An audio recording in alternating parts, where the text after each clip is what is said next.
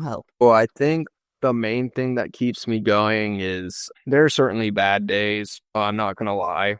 There things happen back to back to back, and it's like, oh man, I'm not catching a break today. But there are other days that are really good, where you're able to get through your lessons, where you're able to inspire the kids to do their best. Because that at the end of the day, that's what I care about most, is teaching these kids to try.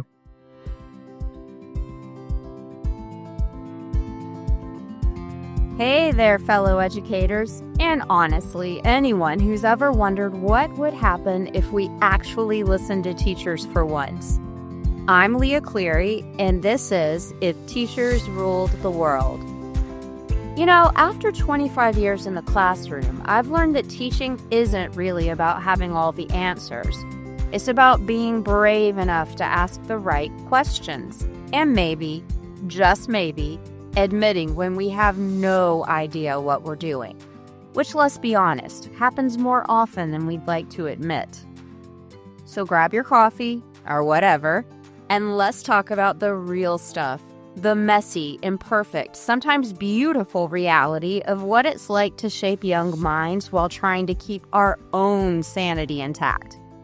Because if we're going to change the world, we might as well be honest about what that actually looks like. All right, let's dive in.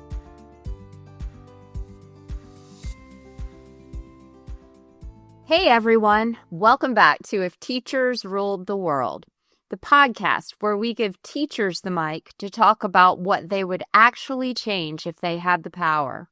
I'm Leah Cleary, and today's episode is really special to me because I'm talking with someone who I watched grow into the profession.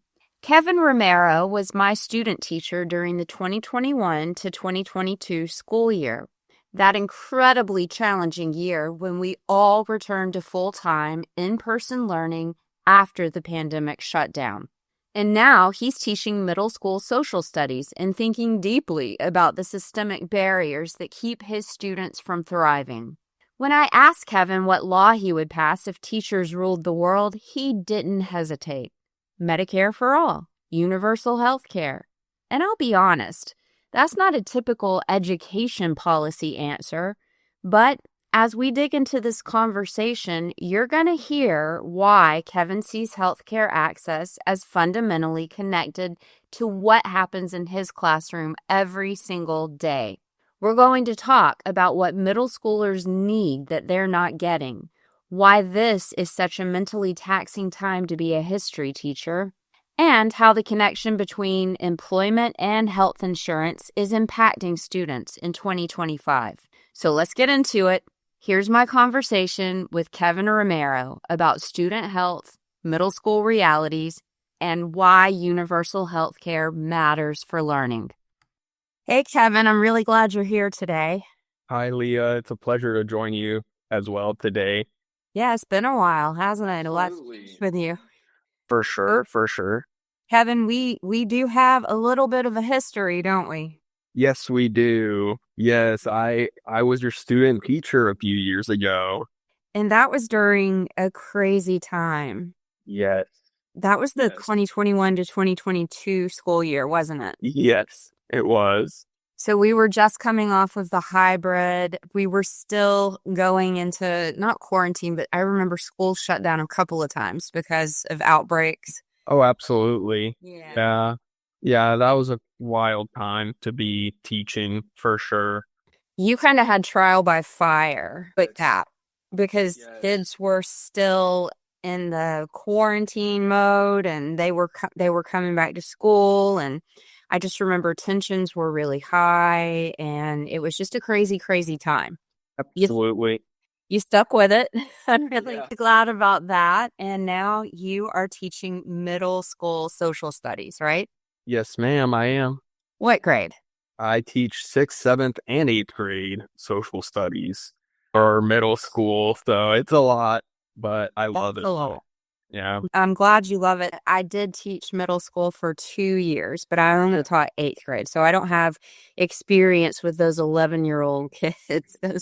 I wanted to, before we dive into your teacher law and all that stuff, I wanted to ask you a question because you brought this up on your form. You mentioned on your form that it is a mentally taxing time to be a history teacher. And I want to start there because I think a lot of us are feeling that. A lot of us social studies teachers have been feeling that for a while. And it was around the time that you were my student teacher that House Bill 1084 in Georgia was enacted. And so that went into effect in 2022, and that's the Divisive Concepts Bill, right? Yeah. So that's the bill that makes it so that we aren't supposed to talk about certain issues in history class. And it's really difficult to avoid topics like racism and slavery when you're teaching history, in particular United States history. And so I'm really interested in your perspective on that at the middle school level. How is that impacting you in the classroom? So in middle school, it's really hard to not touch on those subjects of slavery, of racism, bigotry, all those things. It's really hard to avoid it because the kids will always have questions. They'll always have questions about why did President so and so do this or do that? I kind of have to skate around the issue sometimes, and it doesn't make me happy. I wish I could just be honest, but then I might have angry parents, especially today with everything going on in our current politics. It is truly a difficult time navigating the classroom. Not being able to connect the past to the present and talk about how, yeah, that is unprecedented. And let's talk about, the laws and what it says a president can be or can do and can't do. It's a minefield. Absolutely. It really is. And me growing up, I was taught about American exceptionalism and how America's just one of those countries that is, we're the greatest at everything, and we cannot do wrong. But it's kind of earth shattering when you get to college and you realize, oh, well, that's not necessarily the case. So Yeah, well, and I think that it leaves out nuance to just say we're the greatest, because I do believe that we are a great country. I love this country. yeah. But we need to look at our past honestly, right? Yes. Yes, that is so true. Not necessarily through a lens of presentism. Just say, hey, yeah, this is in our past, and it's hard to reconcile slavery with all men are created equal. Yeah. And it seems like we've been on a historical trajectory to remedy some of that, if that makes sense. Yeah. But we can't really talk about that in the classroom. How does that impact what you're willing to do in your classroom? What does self-censorship look like for a middle school history teacher? For me, I do a lot of different activities. We do projects in middle school a lot of the time. At my middle school, we are doing project-based learning. It's a sizable chunk of the semester that we're spending on this. We're definitely giving them topics that they can handle, topics that aren't necessarily too divisive. But when children do have questions and when divisive topics do come up, I don't necessarily shy away from it in the sense that, oh, we can't talk about this at all. I let the kids talk through it themselves, and I take approach of being a mediator.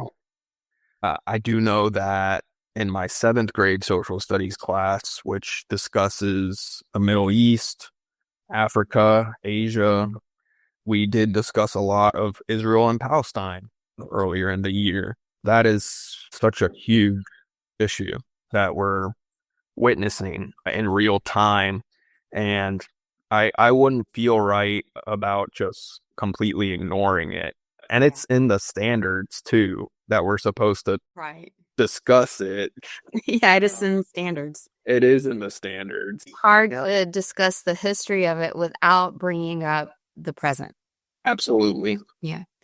So do you take the approach that maybe you'll give students primary sources, teach them how to analyze, let them draw their own conclusions, and then let them discuss it, and you serve as sort of a mediator?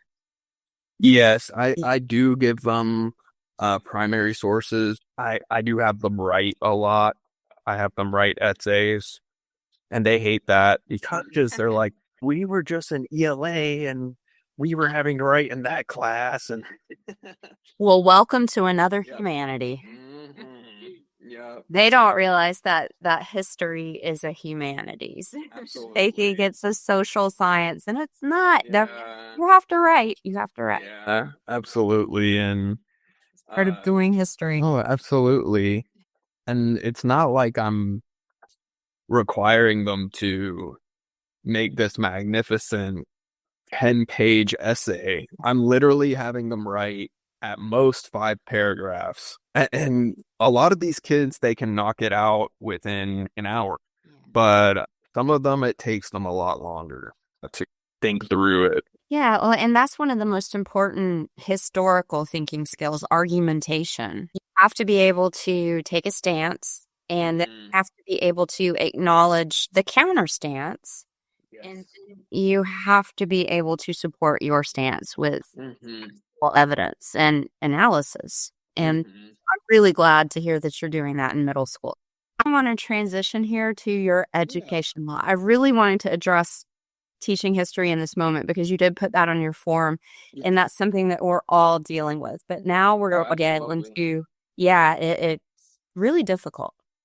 So now we're going to actually get into your law. And I want you to walk me through what you're seeing in your classroom that made you land on universal health care as your teacher law. And you specifically said Medicare for all. You would like to see that. And so tell me a little bit about why that's your law, why that's so important to you. Well, for me, just seeing what my students have gone through, and not even just my students, myself personally, I understand that we're in a time where medical bills are high, very high. One accident or one sickness, one illness can really put a financial strain on a family. And sometimes it's the difference between, am I going to pay my medical bill or buy groceries? Things like that. And I have a daughter. She's over 1 year old. So adorable. I know. She's the best. She's the best. And I love her so much. And she's perfectly healthy.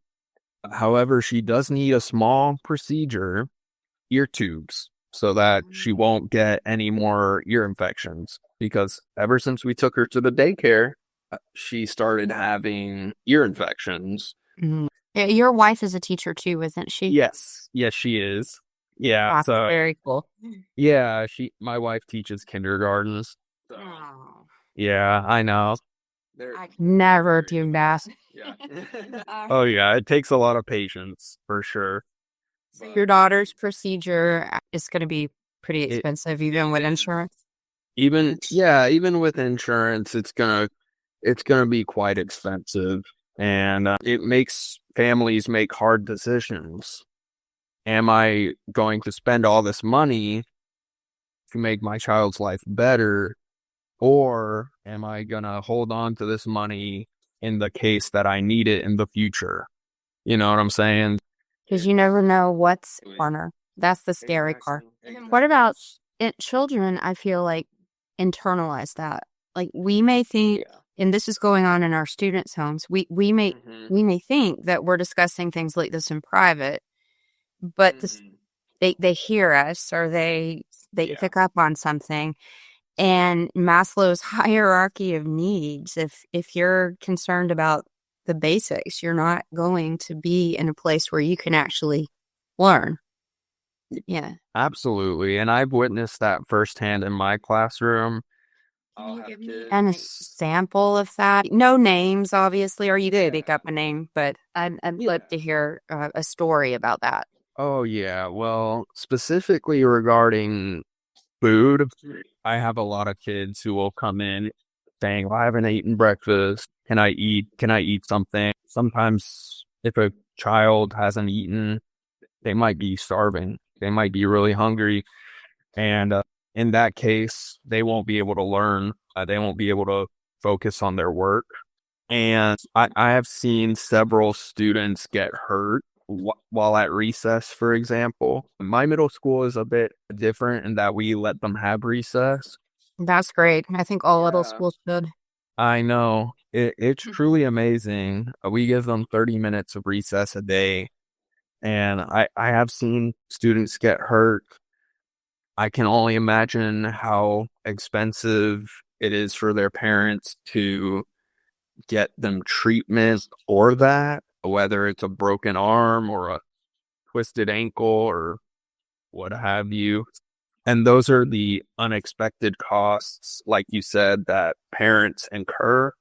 And overall, I just think that Medicare for all, healthcare for all would be a huge benefit to all families, basically giving us a lifeline in the sense that we just need security in our lives. We need the thought that, oh, well, because to be honest, the insurance companies, they're out there to make money. No. They're out there to make money. They're out there to act like a middleman, right? Between us and our healthcare. And since I've started familiarizing myself with this issue, I've held a position that it's something that everyone would benefit from, not just middle and lower class families. I know there have been several people in our Congress who have put forward the idea, and it usually doesn't get anywhere. Right. No, it doesn't. Right. I'm Yeah. There's Um, the lengthy history yes. behind that. Have you witnessed any untreated chronic conditions from students, things like asthma, diabetes, dental issues? Because I know that we think that dental issues aren't a big deal, but if kids can't afford to go to the dentist, that can cause other issues too. Absolutely. I am fortunate in the sense that at my school, a lot of the students are well taken care of. That's one thing. I think the whole not eating breakfast thing, I think that that lands solely on, well, first of all, the parents, right? Being able to wake up on time and get their students up on time. Which can be challenging. That is a challenge in it of itself, but I have witnessed certain conditions, specifically with dental, where it looks like some of the kids could use a, a checkup here and there. And I'm not sure if it's being addressed, whether it be for the cost or that they just don't want to. I'm not sure, but Or the time, maybe the parents yeah, take off work to get them. I mean, middle exactly. school kids can't drive themselves to the Exactly. dentist. Yeah. Exactly. That's so true.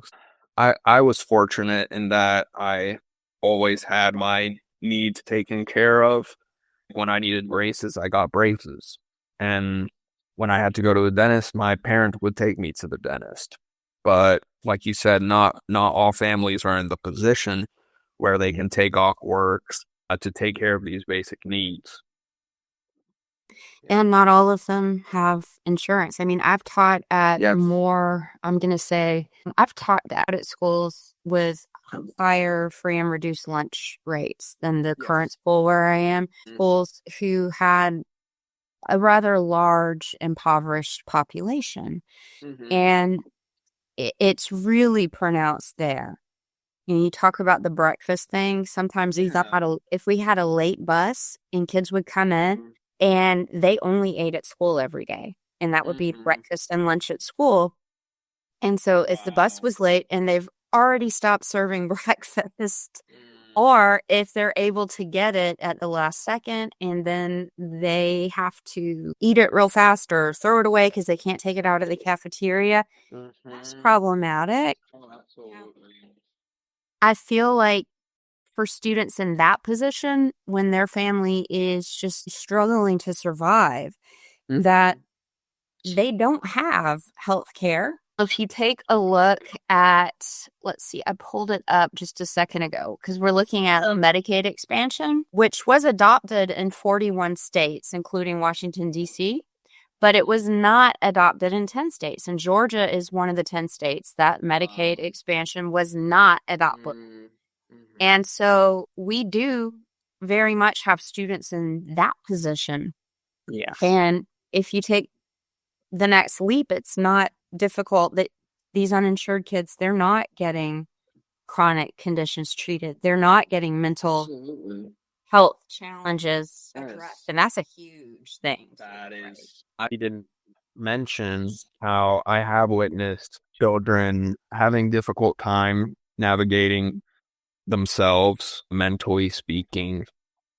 And these kids, they struggle a lot. They struggle to do their work. They struggle to make friends, to just function. They struggle.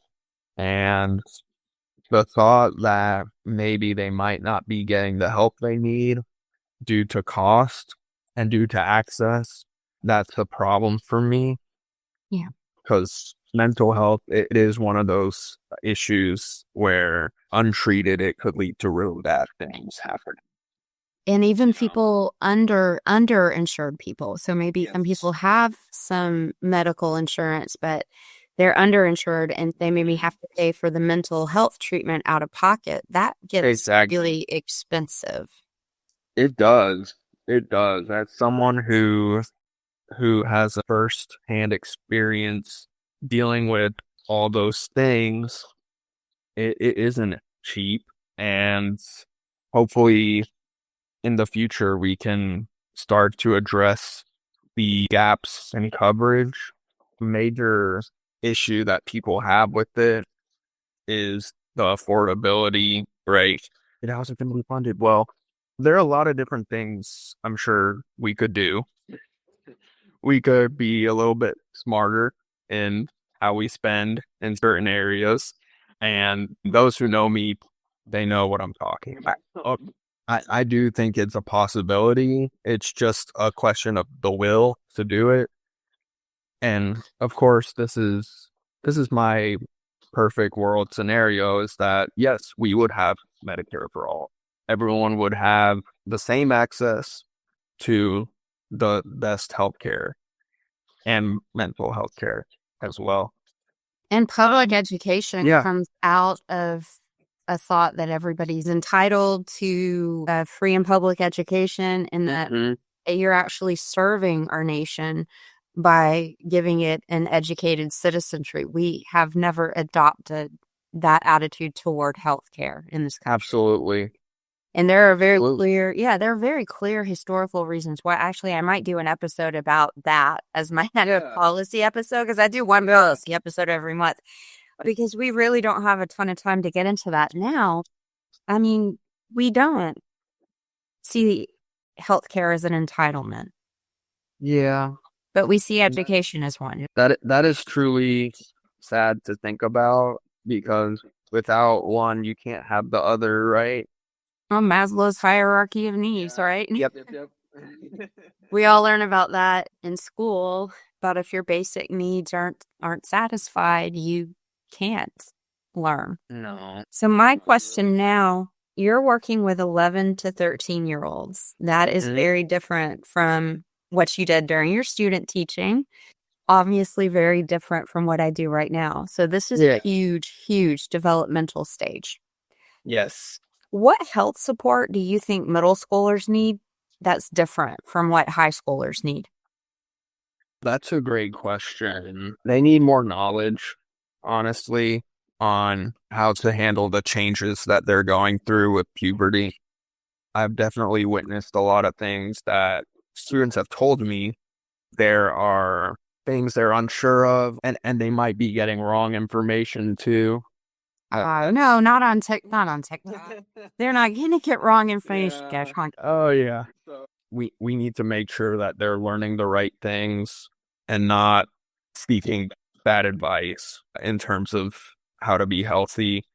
I would say high schoolers are certainly more aware of their health and how to stay healthy versus middle school. Middle school, I feel like they're still, at least especially sixth grade, they're big, right? But they have an elementary school mindset still. They're babies. So they're still babies and they're learning every day, just like us adults, except they're learning at a much faster rate. They have that saying, you can't teach an old dog new tricks. These kids, they're young, they're learning a lot every single day.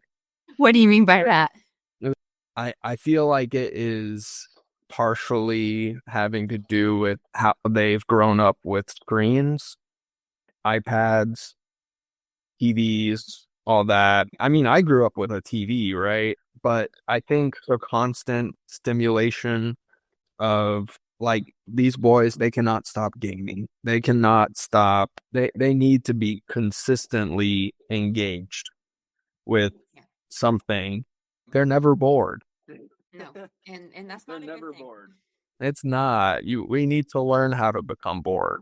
Well, I mean, that's when breakthroughs happen. That's when discoveries are made. Absolutely. And, that is part of healthcare when you think about it, knowing that you can't just be on a device all the time. Absolutely. ADHD, for example, and you're taking medication for it, which is great if you need it. If you need it, take it. But also therapy and coping strategies for it that are going to serve them throughout their lifetime. You look at a lot of adults who are diagnosed with it late in life, things like that, and their lives would have been so much easier if they had had some of the coping strategies that they're learning now sooner. Absolutely. Yeah, I have witnessed a lot of students struggling with ADHD. This is my third year teaching middle school. I've had a lot of those cases and it's not easy. It's not easy having to navigate that, mainly because there are certain students that will cause classroom disruptions. And when that happens, I try to handle it the best I can.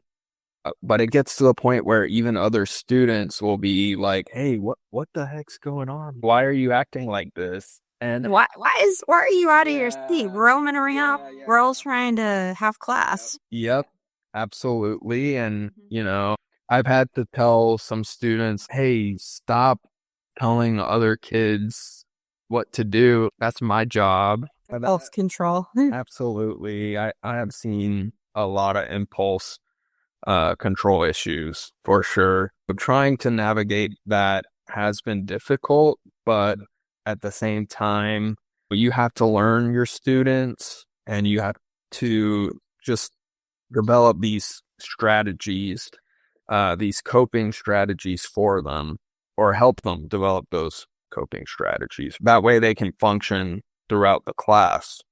And a lot of times access to a qualified therapist would make all the difference for them, right? And I think back to things like if they're not getting adequate sleep. And I think about my son who never slept through the night. What did we do? Well, we had a sleep study. And without insurance, we would have been priced out of that. So that was something that we did to help him that if we didn't have insurance, we wouldn't have been able to do. Absolutely. Yeah. Yeah. Okay. So there's something else that I'm really curious about. Mm-hmm. All right. You're saying Medicare for all. That's universal health care, single payer, all of that. I want to think through what that would actually mean. So let's imagine teachers rule the world. Yay. Yes. You pass this law tomorrow. What changes in your classroom next week? What changes next year? What changes are you going to see? I think I'd have students who are much more attentive to their work. And it's not like I want them to be robots just working all the time, you know? I certainly think there's a time and a place for play. So I try to make learning for the students as entertaining as possible. Thank you. Yeah, I think that we'd see changing attendance patterns or changes in academic. absolutely. I think you would see a lot of students who are able to be at school for longer. You start to see their test scores increase due to the fact that they have access to certain, like, say, for example, there's a student who does struggle with ADHD. They're finally able to get the help they need. Yeah, because some of it, Yeah. while medication helps, they might need cognitive Yeah. behavioral therapy too, or Absolutely. something that maybe they're priced out of without insurance or without enough insurance. Oh, 100%. And I think their test scores would increase if that were the case. And I'm going to go ahead and say I when I was researching for this episode, I did a little dive into that. And obviously, we don't have universal health care. We don't have Medicare for all in any state. Yeah. So the closest thing that I could do was the expanded Medicaid. And comparing the 40 states that have it with the 10, well, 41 if you count District of Columbia, with the 10 that don't, there's been, there's no formal comparisons, but there have been people who've taken the data, and I'll link to some of this research in the show notes. Yeah. Taken the data, and they have seen improved attendance. They've seen improved academic outcomes. I believe it was, and I don't have the research in front of me right now, but I believe it was in the form of things like Lexile scores and standardized testing. Yeah. But again, more research is definitely needed, but it would have to be longitudinal. So it would take a very long time to see results. It would. And, this is me just thinking off the top of my head, but I would think that there would be for sure an increase in Lexile scores. That started making me think these kids, they need to start reading more. They need to start getting their love for reading back, because I remember when I was their age, I was reading. Maybe it was because I was required to, but I still did it. And now you're seeing a huge decline in reading. I read this Substack article about that not too long ago. About the decline in reading? What did it say about the decline in reading? I'm curious if is there any connection to healthcare there? I'm not sure if there's necessarily a connection to healthcare in particular. I think the main driver for the decline in reading in particular is the smartphone and social media. Yeah. I think those two things combined have led to a decline in reading across the board for all age groups. The reason I mentioned the healthcare thing is because I have always been a reader. I love it. And when I hit about 18, I stopped reading and was really struggling and couldn't read anymore. And I went to the eye doctor and I needed reading glasses. Oh, I see. Okay. Because we don't think about it, but with healthcare, there's things like hearing and vision problems that maybe aren't being addressed. Mm-hmm. I can definitely see a connection there. So universal health care, Medicare for all, single payer system, whatever you want to call it. Would this change how you teach? Maybe what you expect from your students? I would probably expect more from them because I know they would be capable of more if you feel some of their basic demands were being met. Mm-hmm. Exactly. If everyone's basic health needs are met, I think the sky is the limit for some of these kids. I think that they'll be able to reach their potential for whatever life has in store for them. much more successfully than if they don't have that access. I do think that without having, like you said, those basic needs met, you're constantly worried about, oh, well, when's the next time I'm going to go to the doctor? How can I pay the doctor? It's just not having to worry about those things, I think would be a huge lift on families and on these students for when they get older. Them not having to worry about those expenses will be a huge benefit to them as well. That's true. Yeah. I think that that's a really good point.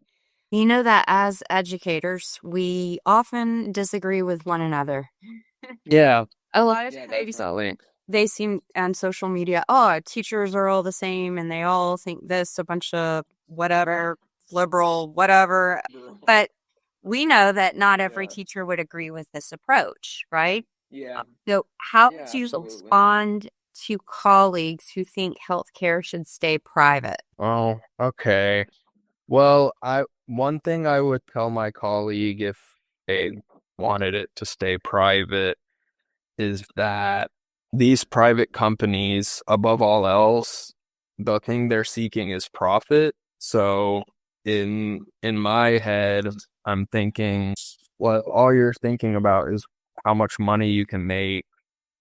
And really, this has led to a lot more unhealthy Americans because they're profiting off of our sicknesses. Well, that is interesting that you would say that because I was doing a lot of the historical research on this.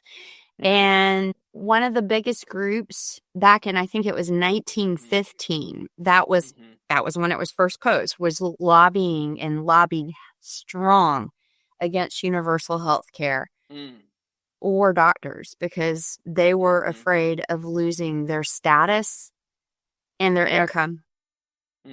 So if we turned healthcare more into what public education is, an entitlement, it's almost like doctors were afraid that they would be treated like teachers. Oh, yeah. Well, wow, that's a great point. And I definitely can see how they would think that just because, as we're all aware, teachers they're not considered to be an upper echelon career, right? Oh, for sure. No. Yeah, like we should be treated better.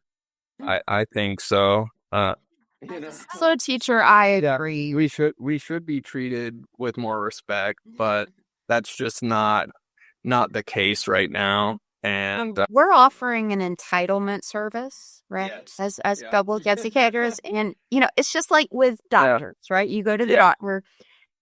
Sometimes you see a doctor who is just not good, right? Yeah. And sometimes you get a doctor who is amazing. But you have to pay both doctors the same, correct? Yeah.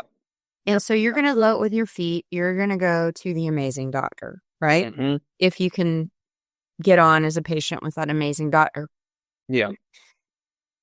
In public education, I know a lot of people think, oh, teachers are just lazy and they don't want to do their job. That's really not the case. If you look around, most teachers are really good and mission driven and doing a great job. But you do have teachers who are really bad, right? Yeah. And You do. to an extent, parents can vote with their feet in that situation. But to another extent, they can't, right? And so I think without ever making the direct comparison, that might be an issue that some people have with universalizing healthcare. They're afraid that they will get subpar care. Yes, I have heard that argument quite a few times. I've never heard it associated with education like that. The connection my mind made. Yeah. Yeah, I think that's a great connection that you just made, just because I have heard stories of the government's going to force you to go with this doctor and that doctor. And it's like, well, I'm not necessarily sure that's what we would be pushing for. I do think that you could have a single payer system where you could still have that choice of which doctor you'd prefer. Well, and the Yep. universal single payer system would probably be everybody would have that, right? Yeah, And it would be a fallback, a safety crutch. There would still be absolutely. people who would pay for additional health care. Absolutely. Yeah. Right. Yeah, for sure. I agree with that approach. It's just that, as I was saying earlier, with the people who are proponents of privatized healthcare, at the end of the day, you're just not going to see great outcomes. Okay, Kevin, we've Yeah. talked about what's hard. We've talked about what's Mhm. broken. We've talked about what needs to change. Yeah. But you, my friend, are still showing up every day for these kids. Tell me this. What keeps you going and what gives you hope? Well, I think the main thing that keeps me going is there are certainly bad days. I'm not going to lie.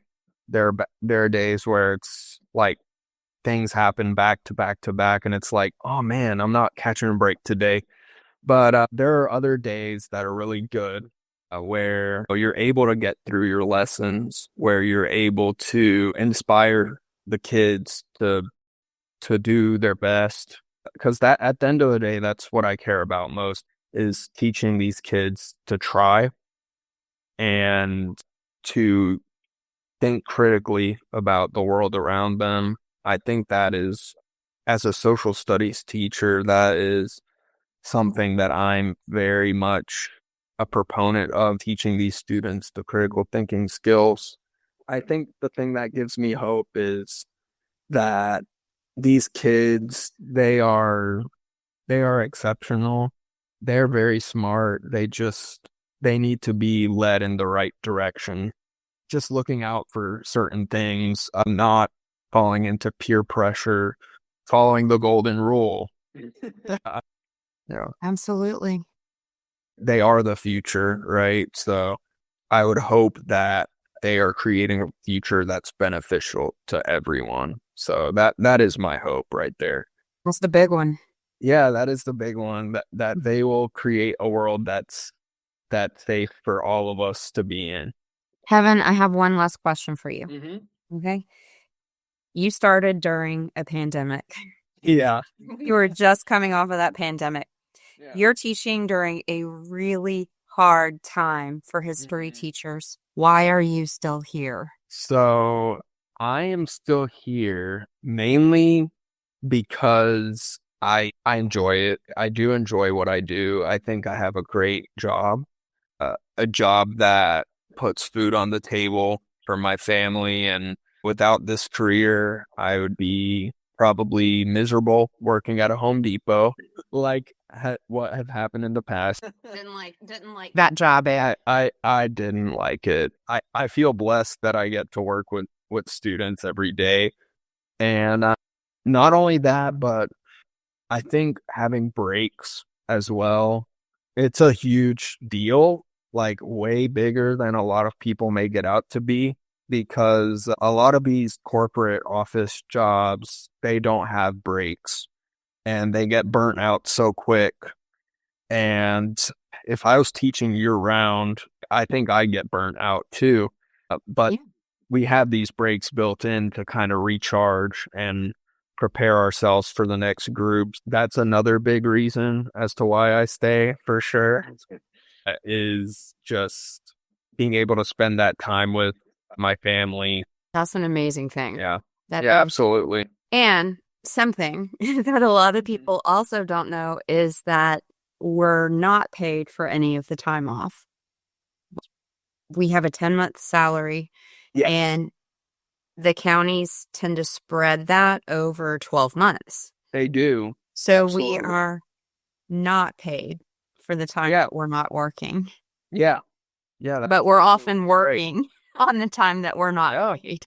Yeah, absolutely. That's so true. It's one of those careers where you're working off the clock a lot, whether it's planning or responding to parent concerns. Now, I've done a fair share of that myself in my short time as a teacher, and I always tell myself it's just part of it. Do I wish I could just clock out and deal with it the next day sometimes? Yeah, but sometimes things just can't wait. Yep. Mm-hmm.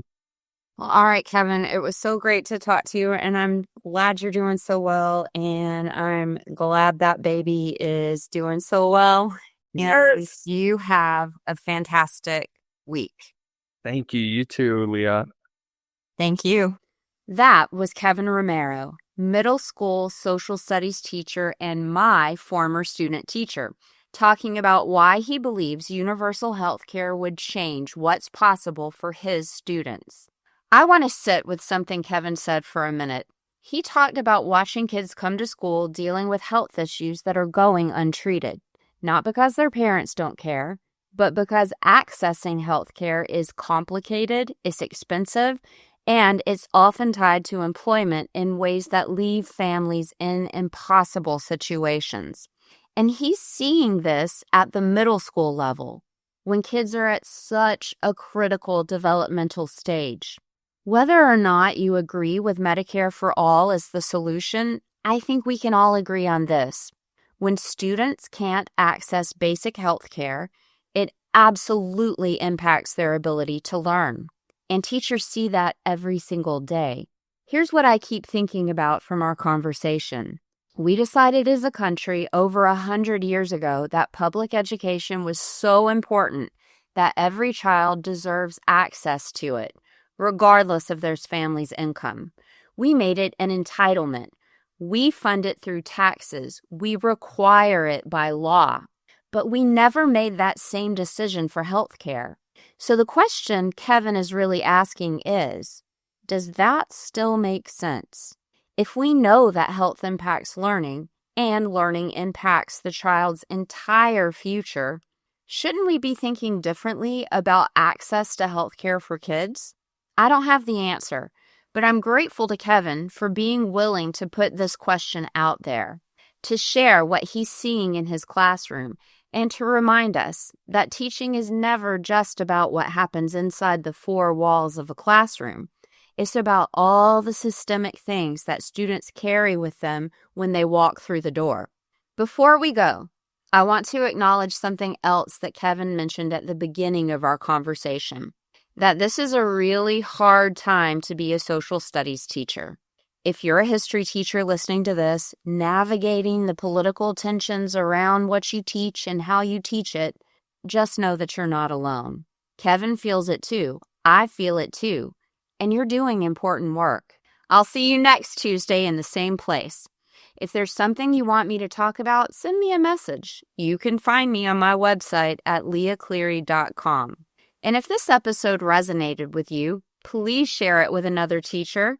That's how this podcast grows, through teachers sharing with other teachers. Thanks so much for listening. Thanks to Kevin for his honesty and his courage. And thanks to all of you for showing up for your students, even when the system around you makes it harder than it should be. I'll see you next week.